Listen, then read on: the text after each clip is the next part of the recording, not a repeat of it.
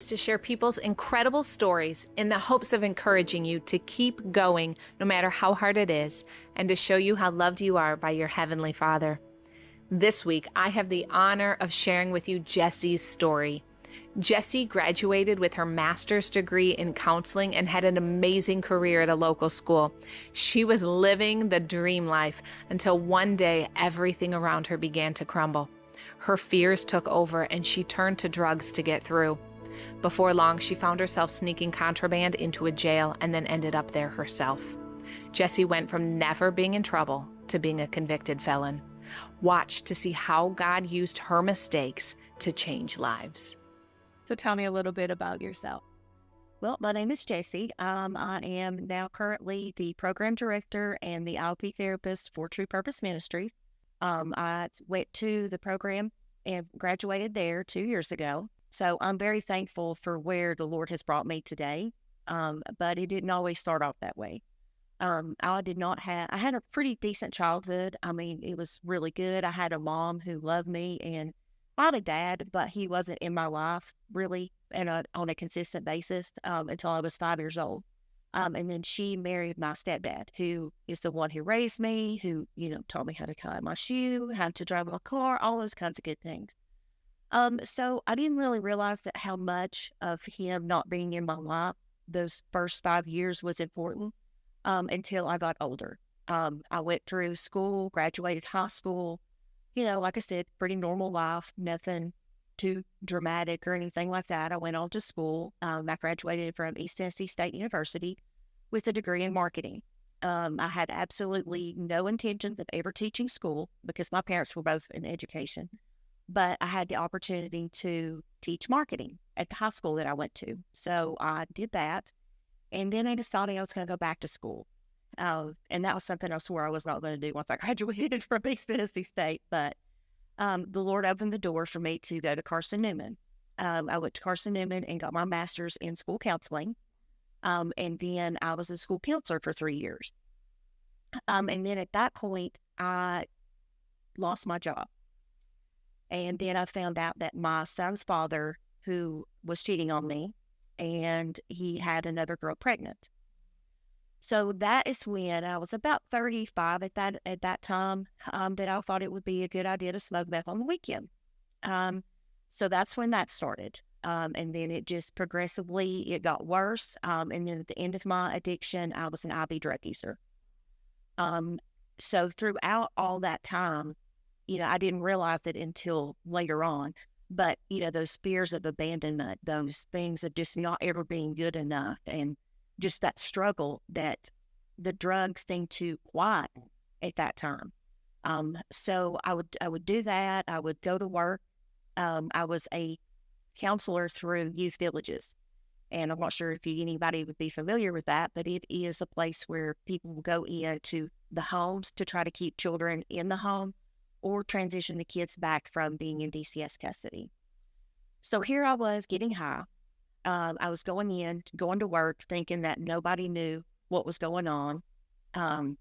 Did that for several years. I didn't realize how much of a toll that it was taking on me and my body, because I would just wanted to numb how I felt, because I didn't know how to fix all those things. And at that time, that's what did it. So fast forward just a little bit, and towards the end of my addiction, I was with someone that we thought that it'd be this real great scheme to be able to use my youth village's ID to go into the jail. And I would meet face to face with this person, and I would drop off contraband to them, and I would walk right on out the door. Did this several times, and then the very last time, it didn't work. Someone had said I was coming, and they searched me. So here, all of my life, all the things that I had worked for were gone. I was now homeless. I was jobless, and went from never being in trouble a day in my life to now I'm a convicted felon. So the Lord, I have really good intentions of wanting to stop the drugs. I really did. But going through something like that and going right back to the same people, I mean, it's almost like, the only way I can describe it is like a hamster wheel. It's just doing the same thing, expecting a different outcome, which is insanity. So I got out of jail and ended up, like I said, for about a year. So I was homeless. Here I was, an educated person living on the street with whoever, whatever, staying on people's couches. Even a time that I stayed in the back of a car one time with someone because I had nowhere else to go. Yeah. Wow. So what changed? Well, at that time, like I said, I got convicted and I was doing the same thing because my probation officer wasn't drug screening me at the time. So I kept doing what I always did. And then he called me on Friday and was like, hey, I need you to come into the office on Monday. Well, my mind was already like, what can I do? What can I do? And I thought, well, if I stop now and I go in, then everything will be okay. But there was several times throughout that I was just tired. I was just exhausted. Like I was over everything. So I went into his office that Monday and I told him, I was like, I'm going to fail this drug screen. And he was like, okay. So I went ahead and took the drug screen. I had failed it. But he, again, all this is being orchestrated by the Lord and I had no idea. So he let me walk out of there. I had some encounters with True Purpose through a previous relationship. And I'd even tried to get into Von Orr, but unfortunately at that time, it just wasn't the right time because I wasn't pregnant or anything like that. So I ended up going to a visitation and I was like, do I need to go? Do I want to go? Well, I don't know. I was getting back into finding my way with the Lord and what he wanted for my life. So at that time, that Monday, I go to the probation office and I fail the drug screen. He lets me out. And then I was like, okay, what am I going to do? So he calls like the next day and he's like, well, you need to get your affairs in order. There's been a warrant issued for your arrest. Yeah. So I was like, okay. And I've always joked that God needs to give me like a big orange sign that said, this is what you need to do. So I knew at that time I needed to go. So that happened then. And then on a Tuesday, I was picked up by the girls at CR at the May campus. And that was what began my surrendering. I walked into there thinking, what in the world have I done? Because one, I had never been to treatment. I had never done any of those things. But that was the beginning of my surrender. That was the beginning of God reprogramming me to what he designed me to be. Because I was so of the world and did not realize that and how much I had fed that soul of mine through the hurt, the pain, the things, everything, like down to the music that I listened to. And then going into that program it was a shock at first because I was, the people that were over me at that time were younger than me. And I was like, do you not know who I am? Like, what is this all about? But I'm thankful for there today. And like I said, that's where the Lord really began to work and do the things in my life. So with that being said, I go through the program and then ended up working for True Purpose. I was the house director in Sevierville. But I still have that passion and what I feel like the Lord has designed me as to be a therapist, counselor. And I wanted to use that degree. But if you'll keep in mind, I was also a felon. So now I can't ever go back into the school system. So that I felt like a long time that the enemy had stole that from me. But the Lord has made beauty for the ashes that I created because now I get to use that degree to be able to help people who are just like me. To me. Yeah. I love how he does that. Yeah.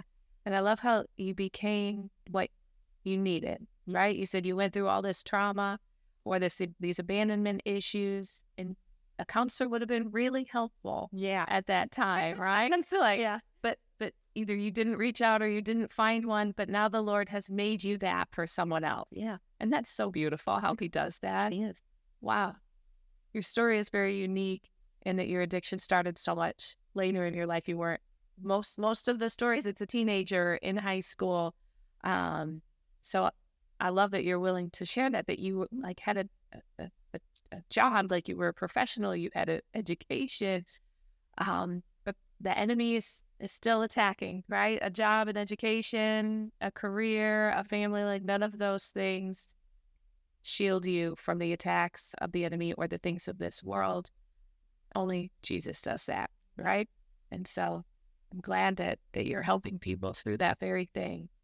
What is the number one piece of advice you think that you give people who were where you were? What would you have liked to have heard when you were living in that old lifestyle? That I'm loved, that they are loved, no matter where they're at, no matter who they are, no matter what they have done. It doesn't matter how bad that you may think that you are. You're not a bad person. I wasn't a bad person. I made some bad decisions, right? But that doesn't make me a bad person. And they are, they're loved. And I just can't, God has called us to love each other. And just because someone doesn't look like me or doesn't act like me or whatever doesn't mean that he's not called me or placed that person in my life not to show them love. And love does not mean that I allow someone to run over me. And it doesn't mean that he wants us to be a doormat to someone. Because sometimes the hardest thing to do is to say, I love you, but I can't continue to do this because the road you're on versus the road that the Lord has me on are two different places. Right. Or sometimes that love turns into accidentally enabling someone. Yeah. And don't set those boundaries and those guidelines. And that's what we like to talk about in this series as well. Because we have no doubt that the Lord loves his children deeply. But a lot of people do question whether or not they're loved because they don't understand what real love is. They're basing their understanding of love on what the world says love is or what love feels like. And so can you, which you touched on it, but just talk a little more about what did love look like to you when you were living in addiction or in the world, prior to your addiction versus today? Sure. Previously, I think love looked like what someone could do for me or that I could do for someone else. Yes, I believe that acts of kindness are very much a part of love. But before it was more of, I love you because I can get what I need from you. Today, love is about loving people and actually loving them where they are. And it's not about trying to change someone. It's not about trying to make that person someone that they're not. It's just about genuinely caring for other people. And just because, I may not walk this exact road doesn't mean that, I can't learn something and love people where they are. Jessi, is there anything else that I didn't ask you or that you wanted to share or didn't get a chance to say? I think one thing I would love for people to know is to reach out for help, and that is no sign of being weak. Because I think that if I would have had that ability or know what to do, then maybe, I don't know. I mean, the Lord had me on a path and that's okay. But sometimes it's just about not knowing how to do that and not how to say, hey, I need some help or, hey, I'm struggling today. Just for instance, like yesterday, I had a friend call and was like, hey, are you okay? And I was like, do you want me to tell you the truth or do you want me to lie? They were like, no, I really want you to do that. I was like, I'm struggling. And just because I have the Lord in my life today doesn't mean that there are not days I don't struggle. But he didn't call me to do this alone. He's placed people in my life, and I need to continue to reach out to them and say, hey, I'm struggling with this today. Yeah. And each time I've done that, I've been met by the love of Jesus. It's great. Reach out and build a community. Yeah. Sounds like you've built a community of other people that care enough about you to know, hey, I should call and see how she's doing today. Absolutely. Yeah, absolutely. That's good. That's great advice. Thank you for that. And thank you for sharing that. I think it's so important to remind people how loved they are and to see other people's journeys, because I know there are other people out there who are struggling that have a story similar to yours, or at least who relate to the way that you feel. And they're looking to see that there is a chance that I could overcome this. And so your story is going to reach those people and help them know that. Thank you. Yeah. Because They're willing to share. 3 years ago, I came into that program homeless. And today I have a home, I have a job, I'm a productive member of society. It's amazing. Yeah. I love what God can do. Amen. Yeah. Wasn't that an inspiring story? It is amazing to see how God created Jessi to counsel others. And then, despite all her mistakes, that is exactly what she's doing. And now she can counsel people and help them overcome the very challenges that she faced. God is so good, and He always makes beauty from ashes. Jessi is currently a counselor at True Purpose Ministries. If you have never heard of them, I encourage you to look them up. They are a faith-based rehabilitation program that, through the power of Jesus Christ, is changing lives every single day. Join us next week to hear another encouraging story, and be sure to subscribe or follow so you never miss an episode. Most importantly, I pray that you know that no matter how far you or someone you love have run from God, it is never too late. There is always hope because you are loved.